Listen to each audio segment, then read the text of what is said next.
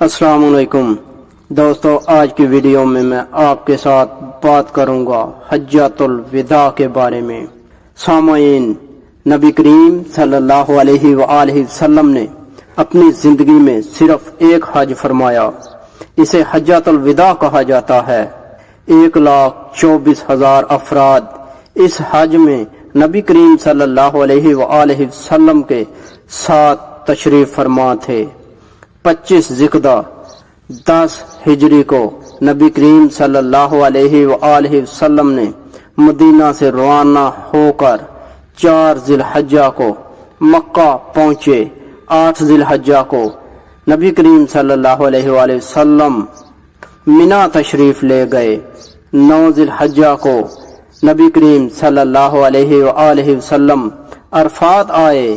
وہاں زوال کے بعد نبی کریم صلی اللہ علیہ وآلہ وسلم نے ایک تاریخی خطبہ ارشاد فرمایا، جس میں آپ صلی اللہ علیہ وآلہ وسلم نے پوری امت کو انتہائی بیش قیمت پیغامات دیے، دوسروں کے حقوق کی ادائیگی اور جاہلیت کے تمام باطل تعصبات کو مٹانے کی دعوت دی۔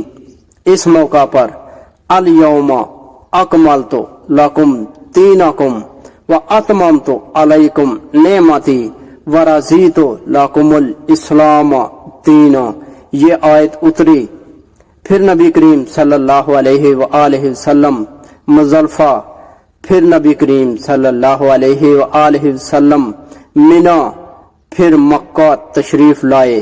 منی میں نبی کریم صلی اللہ علیہ وآلہ وسلم نے 63 اونٹ اپنے ہاتھ سے قربان کیے، پھر 37 اونٹ حضرت علی رضی اللہ تعالی عنہ سے قربان کروائے۔